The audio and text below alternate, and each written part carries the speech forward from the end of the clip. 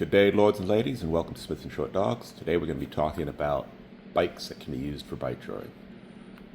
If you plan on bike touring, there's three main things you probably want to look for on your bike. Firstly, you're going to want front suspension. Secondly, you're going to want really good brakes.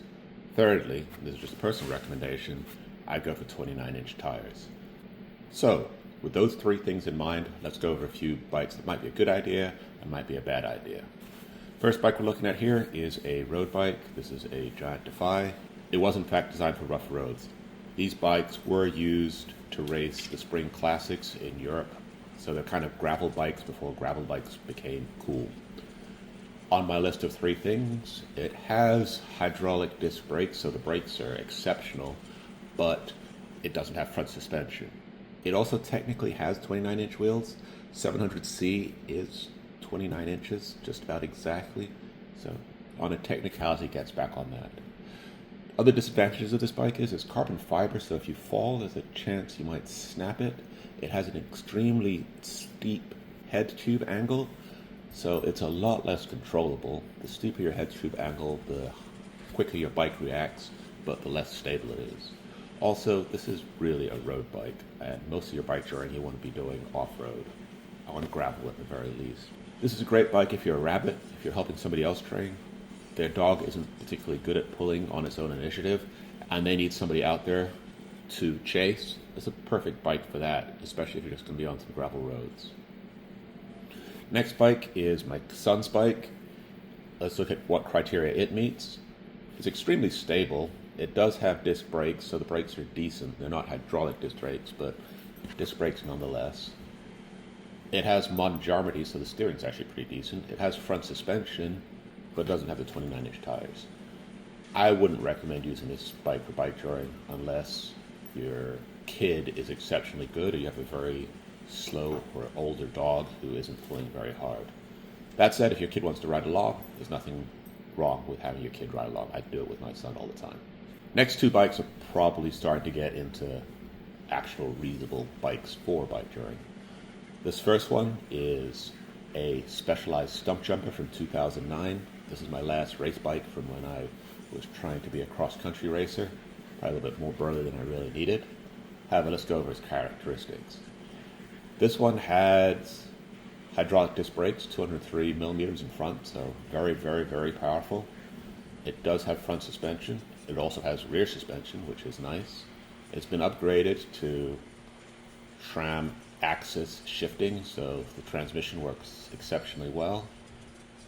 But it does have a couple of downsides. Firstly, it has extremely steep head angles, so the control's not great. It has 26-inch tires, which again makes the bike a little bit twitchy, and parts are kind of getting hard to find for this bike.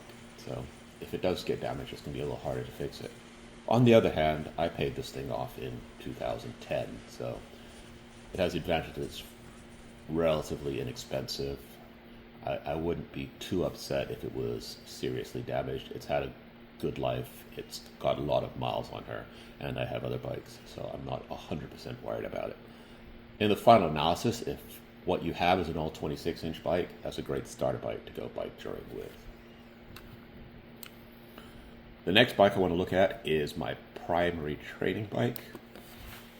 If you guys are familiar with the cheap mountain bike scene on YouTube, this is a Schwinn Axum that was super popular about 2 years ago, which is when I got it. I actually got it on clearance when Walmart was blowing these out for I think $250. They were originally $400. Now it has way more than $250 in upgrades, but some of them are not 100% necessary. So what we have here is a 29-inch mountain bike with front suspension. It has 120 millimeters of front travel. It has relatively modern geometry, that is a relatively slack head tube for a little bit of greater control. Again, those 29-inch wheels, those give a little bit more control. They're a little bit less twitchy and snappy. So when your dog decides to run sideways, you can probably avoid going with them. Converting it from 100 millimeters to 120 millimeters of front travel slackened up the head tube, so that made it even more controllable. Other upgrades to this bike are the wheels, the tires, the drivetrain, handlebars, pretty much everything except the frame, saddle, and seat post. Great idea. Not that hard to get into. They're relatively inexpensive. Between this and a brand name bike, which is what we're going to be showing next, there's a lot of advantages of buying a Walmart bike for $300 or $400 and then putting another $300 or $400 into it. You're probably going to end up with a bike at least as good as, say, Specialized or Trek is going to sell you at that price, and you'll probably know the bike a lot better and be more familiar with it when you're out there on the trail and something does go wrong. The next bike we're looking at is Short's Specialized Rockhopper. It's a great bike. I think it's a 2022 model, maybe a 2021, 2023, I'm not sure. It is a current model. You can buy this exact bike right now. It's around $750. Would I recommend this bike? Yes, probably. It came with very poor suspension, but it has the suspension. It has 29-inch wheels. It's multi-geared, so you'll be able to keep up with your dog. It's not that expensive in the grand scheme of things. I know $750 can sound like a lot of money, which it is, but it's not out of the realms of possibility for most people. Advantage of this bike, like I said, it has 29-inch wheels, it has front suspension, it is relatively inexpensive, it has modern geometry, so it has decent handling. It came with disc brakes. They've been upgraded to hydraulic disc brakes. Other upgrades are the front suspension. It's a good bike. I would recommend it. Not as much as I would recommend by Schwinn, though. So the final bike we're going to look at is we've gone all the way to the other end. The first bikes were a little inappropriate because they're a little bit, well, wrong materials and a little bit jank. This one has gone all the way. It's wrong materials, but it's a little too nice. I do bike tour with this bike occasionally. This is what the bike I'm going to be racing on if I do any races this season. However, this is a little bit of an overkill. You don't need anything close to this nice. Even if you're racing at a nationals or internationals level, carbon fiber is probably not your best friend. It is a little bit lighter, but the advantages you're getting in the short distances that you race probably don't outweigh the costs and risks of the bike. I usually will run this with Dole. She's an excellent puller, but she's a small dog, so I'm not worried about her pulling the wheels out from underneath me.